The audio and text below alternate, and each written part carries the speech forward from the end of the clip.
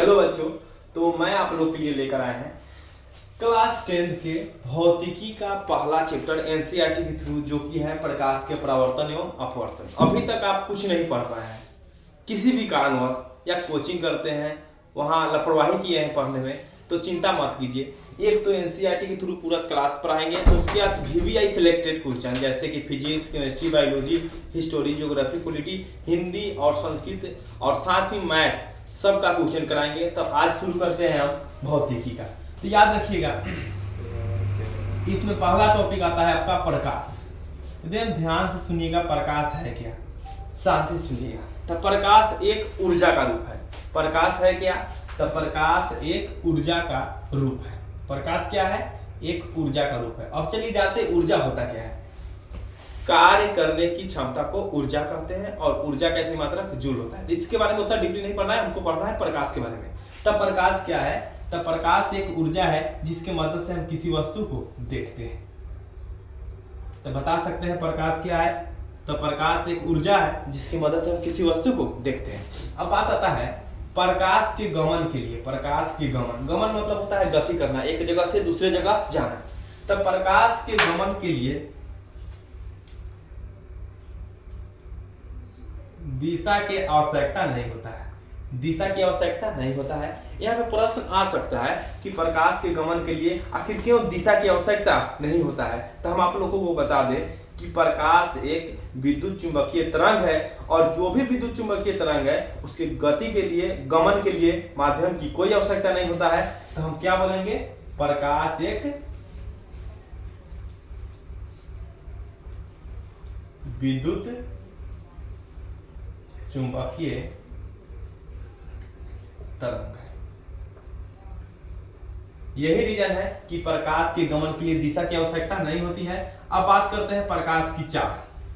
तो प्रकाश की चाल आपका जो निर्वात है, इसमें आपका होता है 3 × 10⁸ मीटर प्रति सेकेंड, या किलोमीटर बदल दीजिए 3 × 10⁵ किलोमीटर प्रति सेकेंड। यहां तक समझ गए अच्छे से बात को। अब बात करते हैं थोड़ा विद्युत चुंबकीय तरंग के बारे में। तो याद रखिएगा, विद्युत चुंबकीय तरंग का जो खोज किया था ना, वो खोज किया था रुडोल्फ हर्ट्ज। रुडोल्फ हर्ट्ज कौन खोज किया था? रुडोल्फ हर्ट्ज ने। फिर से याद रखिएगा, विद्युत चुंबकीय तरंग का खोज कौन किया था? Rudolf Hertz. और बात किया जाए अगर कि इसके बारे में परिकल्पना किसने किया था, तो मैक्सवेल। किसने किया था? मैक्सवेल ने। और खोज कौन किया? तो रुडोल्फ। और देखिए, खोज के बाद बोले तो रुडोल्फ, और परिकल्पना बोले तब क्या बोलिएगा? मैक्सवेल। तो चलिए, प्रकाश के बारे में अच्छी तरह से समझ गए। अब बताते हैं आपको प्रकाश के आधार पर वस्तु, प्रकाश के उत्पत्ति।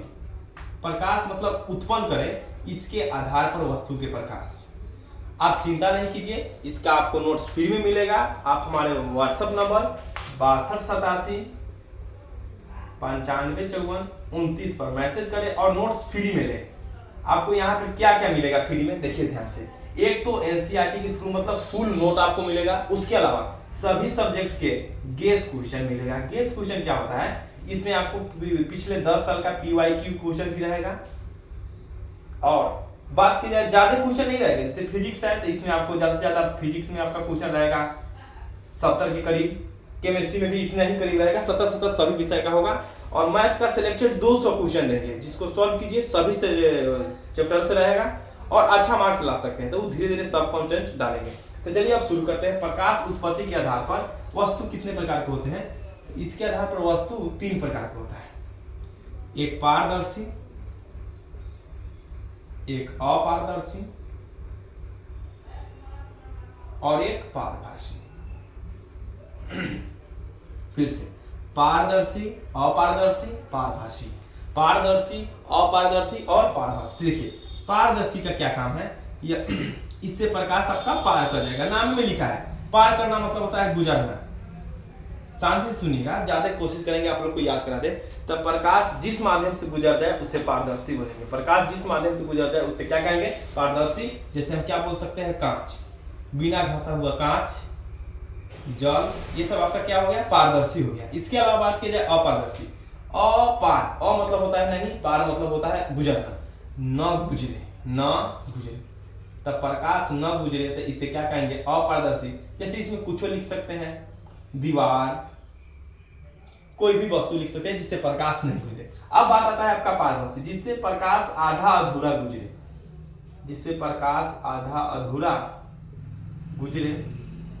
जैसे एग्जाम्पल में बहुत फेमस एग्जाम्पल है, धोती देख सकते हैं आप, घसा हुआ, तेल लगा कागज, ये सब हो जाएगा। तो फिर से सुनिएगा, प्रकाश उत्पत्ति के आधार पर वस्तु कई प्रकार के? 3 प्रकार, पारदर्शी, अपारदर्शी और पारभासी। पारदर्शी, अपारदर्शी और पारभासी, इसका एग्जाम्पल हो गया। चलिए अब नेक्स्ट बताएंगे आपको, प्रकाश उत्पन्न जो होता है दो, उसके आधार पर वस्तु 2 प्रकार का होता है, एक प्रदीप्त और एक अप्रदीप्त। एक प्रदीप्त और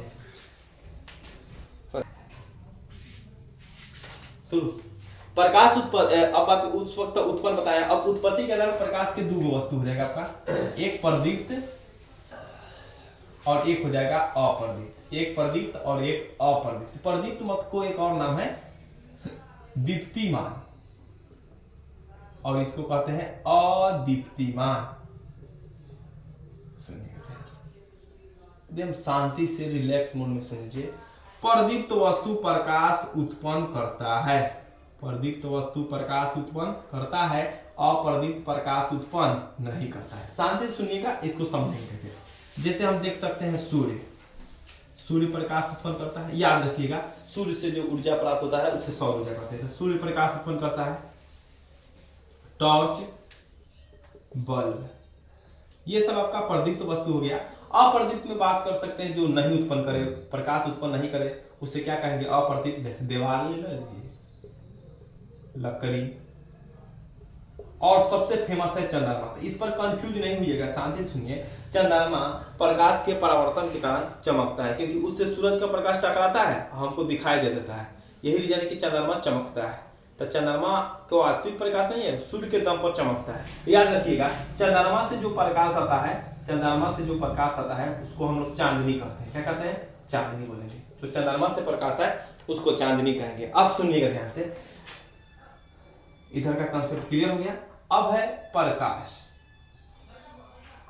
प्रकाश हमेशा सीधी रेखा में चलती है, प्रकाश हमेशा सीधी रेखा में गमन करती है, और इसे ही हम लोग कहते हैं किरण। क्या बोलते हैं? किरण। प्रकाश हमेशा सीधी रेखा में चलता है, और इसी को क्या बोलते हैं? किरण। क्या बोलेंगे? किरण। अब याद रखिएगा, ये आपका किरण हो गया। अब शांति सुनिएगा, किरण अगर बहुत हो जाए, अगर इस प्रकार भी हो जाए, तो इस सब को बोलेंगे, ये सब क्या है? किरण का समूह है, किरण का समूह। इसको क्या बोलेंगे? किरणों का समूह, किरणों का समूह। तो याद रखिएगा, किरणों के समूह को हम लोग क्या बोलते हैं? किरण पुंज। क्या बोलते हैं? किरण पुंज। किरणों के समूह को क्या बोलते हैं? किरण पुंज। और ध्यान सुनिएगा, किरण पुंज जो है ना 3 प्रकार का होता है। किरण पुंज आपका 3 प्रकार का होता है। एक में हो जाएगा अपसारी किरण पुंज,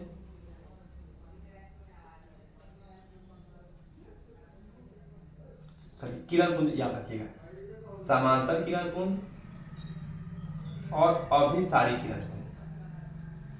फिर से सुनिएगा, किरण पुंज किरणों के समूह को किरण पुंज कहेंगे, जो 3 प्रकार के होता है, अपसारी, समांतर, अभिसारी। अपसारी, समांतर, अभिसारी। तो उतना डीपली इसको नहीं पढ़ना है। अब टॉपिक हम आपको बताते हैं प्रकाश का परावर्तन, अपवर्तन। तो ये सब नेक्स्ट क्लास में बताएंगे। दर्पण, ये सब कैसे क्या प्रतिबिंब होता है, टोटल डिटेल से बताएंगे।